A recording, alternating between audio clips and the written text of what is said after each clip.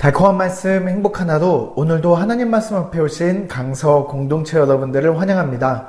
오늘 우리가 함께 볼 말씀은 빌레몬서 1장 1절에서 16절까지 말씀입니다.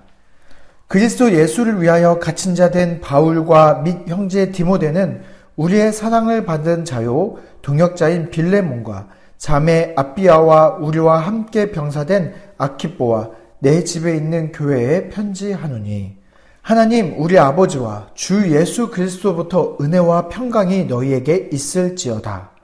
내가 항상 내 하나님께 감사하고 기도할 때에 너를 말함은 주 예수와 및 모든 성도에 대한 내 사랑과 믿음이 있음을 들음이니 이로써 내 믿음의 교제가 우리 가운데 있는 선을 알게 하고 그리스도께 이르도록 역사하느니라. 형제여, 성도들의 마음이 너로 말미암아 평안함을 얻었으니 내가 너의 사랑으로 많은 기쁨과 위로를 받았노라. 이러므로 내가 그리스도 안에서 아주 담대하게 내게 마땅한 일로 명할 수도 있으나 도리어 사랑으로서 간구하노라. 나이가 많은 나 바울은 지금 또 예수 그리스도를 위하여 갇힌 자 되어 갇힌 중에서 낳은 아들 오네시모를 위하여 내게 간구하노라. 그가 전에는 내게 무익하였으나 이제는 나와 내게 유익함으로 내게 그를 돌려보내노니 그는 내 신복이라. 그를 내게 머물러 있게 하여 내 복음을 위하여 갇힌 중에서 내 대신 나를 섬기게 하고자 하나 다만 내 승낙 없이는 내가 아무것도 하기를 원하지 아니하노니 이는 너의 선한 일이 억지같이 되지 아니하고 자의로 되게 하려 함이라. 아마 그가 잠시 떠나게 된 것은 너로 하여금 그를 영원히 두게 함이리니 이후로는 종과 같이 대하지 아니하고 종 이상으로 곧 사랑받는 형제로 둘 자라. 내게 특별히 그러하거든 하물며 육신과 주 안에서 상관된 내게랴. 네, 우리가 방금 읽은 빌레몬서 말씀은 신약 성경 말씀 중에서도 가장 짧은 성경 말씀입니다. 바울의 다른 서신서들은 교회로 보내는 바울의 편지 형식이었지만 이 빌레몬서는 빌레몬 개인 한 사람에게 쓴 편지의 형태를 보여주고 있습니다. 여기 이 빌레몬이라는 사람은 에베소에서 바울을 만나서 거기서 복음을 듣고 그리스도인이 된 사람입니다. 그런 후에 그가 골로새라는 지역으로 옮겨서 그곳에서 복음을 전하고 자신의 가정을 성도들을 초대해서 환대하는 장소로 오픈하게 됩니다. 그리고 빌레몬의 그 가정은 곧 교회가 되었고 그리고 나중에는 골로새 교회의 총 지도자로서 활동했던 사람이 바로 이 빌레몬이라는 사람입니다. 우리가 오늘 읽었던 본문 말씀 1절에서 7절까지 말씀은 바울이 빌레몬을 향한 하나님께 드리는 기도문의 형태를 띠고 있습니다. 그 기도문의 핵심은 이렇습니다. 6절 말씀입니다. 이로써 내 믿음의 교제가 우리 가운데 있는 선을 알게 하고 그리스도께 이르도록 역사하느니라. 네, 6절 말씀은 바울이 빌레몬을 지금 어떻게 보고 있는지를 단적으로 보여주고 있습니다. 바울은 빌레몬에게 믿음의 교제가 있는 우리라고 표현하고 있습니다.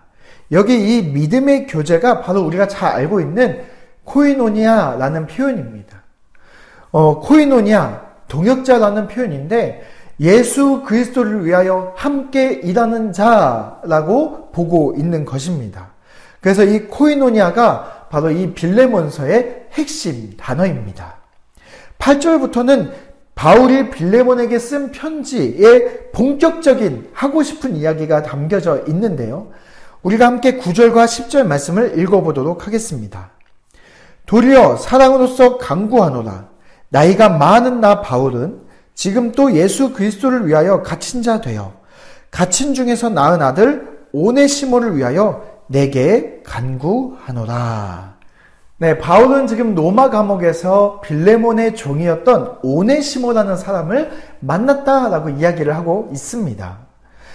바울은 오네시모가 빌레몬에게 경제적인 큰 피해를 입혔다는 것을 잘 알고 있는 것 같습니다. 그렇기 때문에 쉽지 않은 한 이야기를 꺼내야 되는 상황입니다. 그래서 바울이 굉장히 돌려서 지금 표현하고 있습니다. 사랑으로서 간구하노니 나이가 많은 바울이라고 이야기하면서 자기의 이 한 가지 부탁을 거절하지 않기를 바라는 마음으로 지금 바울은 조심스럽게 자신의 간절히 부탁하고 싶은 한 가지 이야기를 꺼내고 있습니다. 바울의 간절한 그 부탁이 무엇이었습니까? 바로 여기 갇힌 중에 낳은 아들, 오네시모는 바울에게 로마 감옥에서 복음을 들었습니다. 그리고 그리스도인으로서 거듭났습니다. 그래서 갇힌 중에 낳은 아들이라고 표현까지 하고 있습니다. 그러면서 거듭났다라는 표현과 함께 11절에 오네시모에 대해서 이렇게 이야기를 하고 있습니다. 그가 전에는 내게 무익하였으나 이제는 나와 내게 유익함으로. 네, 이 말씀은 바울이 오네시모의 이름의 뜻을 염두에 두고 쓴 말씀입니다. 오네시모의 이름의 원래 뜻은 유익한 자라는 뜻을 갖고 있었습니다. 그러나 그는 지금 빌레몬에게는 무익한 종이었습니다. 그런 무익한 종이 예수 그리스도를 주로 고백하는 그리스도인이 되자 그가 거듭나서 그의 이름이 회복되어 유익한 자가 되었다라고 지금 이야기를 하고 있습니다.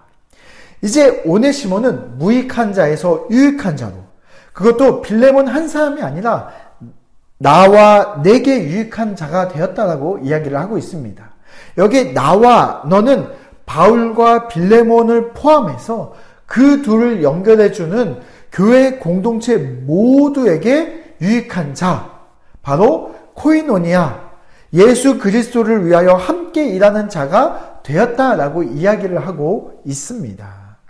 네, 우리 사랑하는 강서 공동체 여러분, 빌레몬서의 말씀은 오네시모라는 한 사람이 이제는 코이노니아, 하나님을 위하여 함께 일하는 자로 변화되었기 때문에 이제는 그를 용납하라는 바울의 편지 내용입니다. 그러나 다른 바울의 편지에 수없이 많이 나왔던 십자가와 부활이라는 표현이 단 한 번도 나오지 않는 성경 말씀입니다. 그러나 이 성경은 십자가와 부활을 살아내는 성도의 모습이 어떤 삶을 살아가는지를 너무나 잘 보여주는 성경 말씀입니다. 우리는 모두 하나님 나라 복음을 위하여 부름받은 코이노니아입니다.